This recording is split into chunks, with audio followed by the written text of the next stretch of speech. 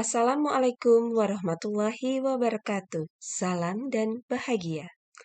Saya Susi Ristiningsih, SPD, CGP dari SDN 1 Bantrung, Jepara.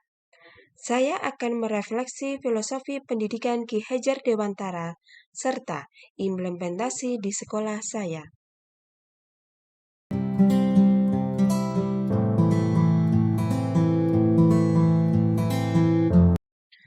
Filosofi pendidikan Ki Hajar Dewantara.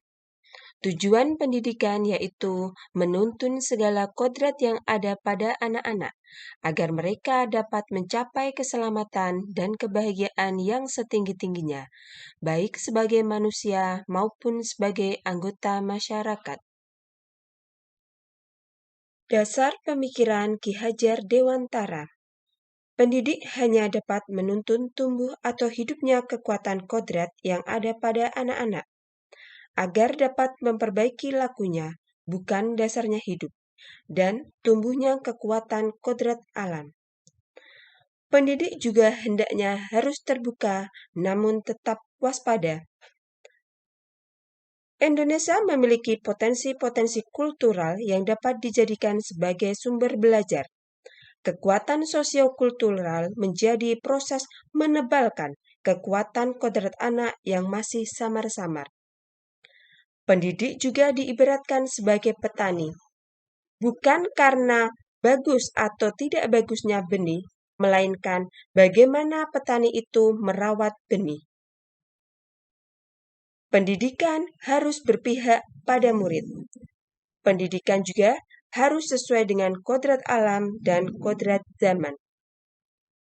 Kita sebagai seorang pendidik hendaknya harus ingat dan menerapkan semboyan Ki Hajar Dewantara. Yang pertama, ing ngarsa sung tulodo, yang artinya seorang pendidik harus mampu memberikan suri tauladan. Yang kedua, ing madya mangun karso, artinya pendidik berada di tengah harus mampu membangkitkan atau menggugah semangat.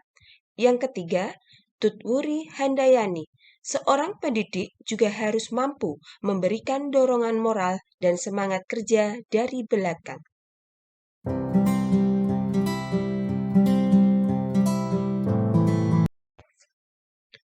Pembiasaan berdoa dan membaca Asmaul Husna kami lakukan sebelum memulai pembelajaran. Hal ini kami lakukan agar murid memiliki landasan iman dan takwa.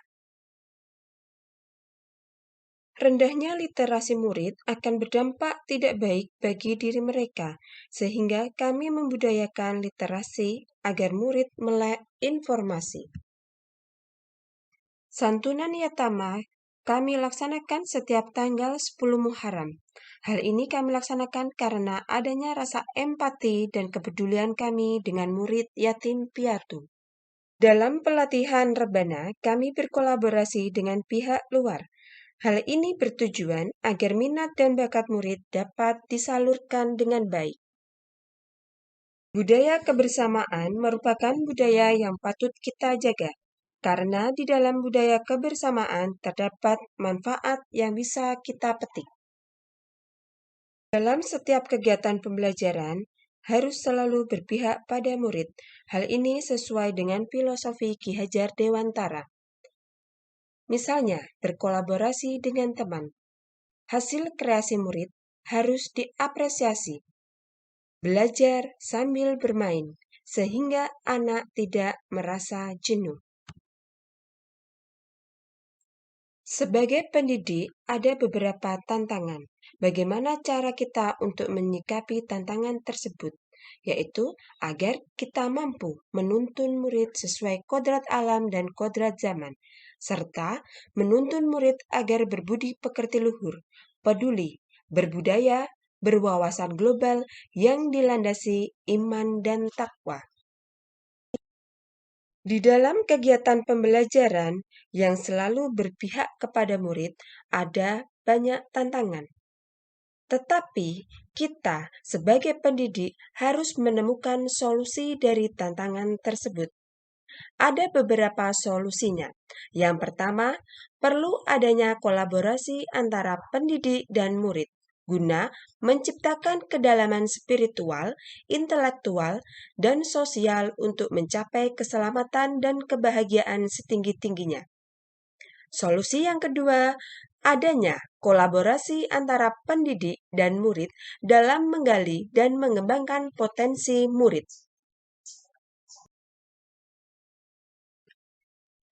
Refleksi pemikiran Ki Hajar Dewantara.